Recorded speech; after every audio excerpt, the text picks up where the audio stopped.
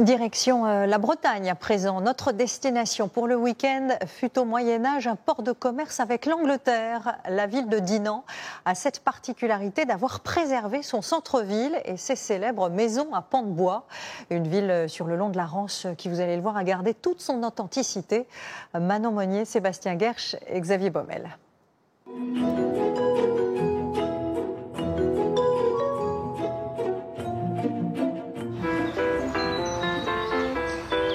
Ses remparts, son château médiéval et ses maisons à pans de bois.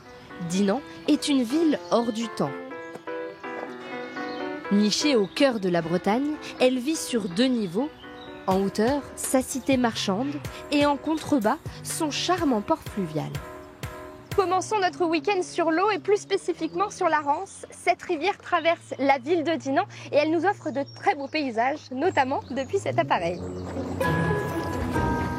Bonjour Jacques. Bonjour Manon. On a une petite balade ensemble alors. À 5 minutes de la ville, on peut expérimenter cette trottinette électrique sur l'eau. Voilà, vous pouvez mettre vos mains ici. C'est plus large qu'un paddle. Ah oui, beaucoup plus large et donc beaucoup plus stable. La pastille, on l'insère ici. Okay. Voilà. Ok, au revoir. Si je tombe, vous venez me récupérer? Ok. Comptez 45 € la demi-heure pour 2 trottinettes. Alors là, je sais pas, tu vois, là, j'ai toujours l'impression moi, que c'est une tête ici avec l'arête là, du nez. Ouais. On voit bien ici. En fait, le profil en fait, d'un visage. C'était une roche en fait, où les voyageurs en fait, qui découvraient la Rance subissaient un baptême et les voyageurs devaient donner une petite pièce en fait, pour ne pas être mouillés ou être en tous les cas mouillés le moins possible par les marins. Prenons de la hauteur. 125 mètres plus haut et quelques marches plus tard. Voilà, bienvenue en haut de la tour de l'horloge. Un peu essoufflé? Oui, un petit peu. Mais on peut profiter là d'un panorama à 360 degrés. Nous sommes sur l'un des points les plus hauts de la ville. Anne de Bretagne, de sa main, a rendu ce lieu symbolique à Dinan. Anne de Bretagne est en train de signer une lettre patente autorisant l'ajout de la cloche et aussi l'ajout d'une horloge à cette tour communale qui devient ainsi un beffroi, un privilège pour les notables. Au XVIe siècle, le marquage du temps appartenait à l'Église et rarement au domaine laïque. Restons dans l'histoire. Bonjour. Bonjour Manon. Enchanté. Enchanté, bienvenue au château de Dinan. Super. Pour le premier incontournable de notre week-end. En 2019, le château de Dinan est complètement transformé. On peut profiter d'une archéologie expérimentale. Ici, vous avez la reproduction de la panoplie donc, du soldat de la fin du XVe siècle. Et je vous invite à venir essayer les casques, puisqu'ici, on a des reproductions qui peuvent être testées, utilisées, manipulées par le visiteur. On a l'impression que c'est beaucoup plus léger. Et là, on voit rien en fait. Vous ne voyez plus. C'est tout petit. Et peu importe l'âge, tout le monde se prend rapidement au jeu. On fait appel à des historiens, des forgerons qui utilisent les techniques et matériaux de l'époque pour reproduire des objets, donc là en l'occurrence des casques, mais qui ne sont pas des pièces de musée. Après s'être pris pour des chevaliers, il est maintenant temps de retrouver notre logement un peu spartiate. C'est le bon plan de notre week-end. Direction le camping municipal de la ville. Enchanté. Bienvenue au camping Châteaubriand, donc voici votre cabane. C'est une cabane de place, vous avez un accès électrique sur votre gauche.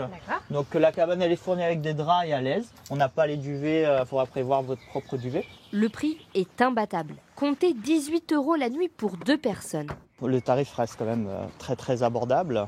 Et puis une question de praticité, hein. On n'a pas à monter et à déplier une toile de tente. Le duvet installé, le volet fermé, allons dormir.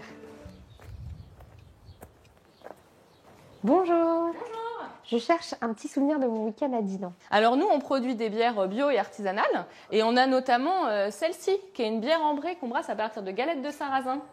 Cyrielle me montre leur recette. Seule petite différence sur celle-ci, c'est qu'on a remplacé une partie des maltes par des galettes.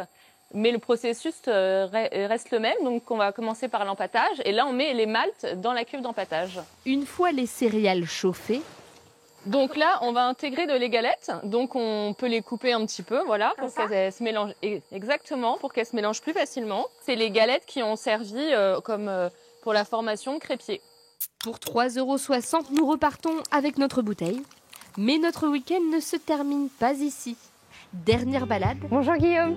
Bonjour. À Mobilette, s'il vous plaît.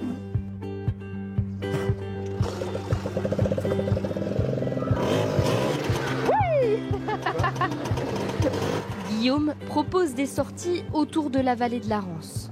Ça, c'est le moulin de Gaucher, il se visite. Et c'est plus qu'un moulin, c'était une minoterie qui sortait jusqu'à 3 tonnes de farine par jour.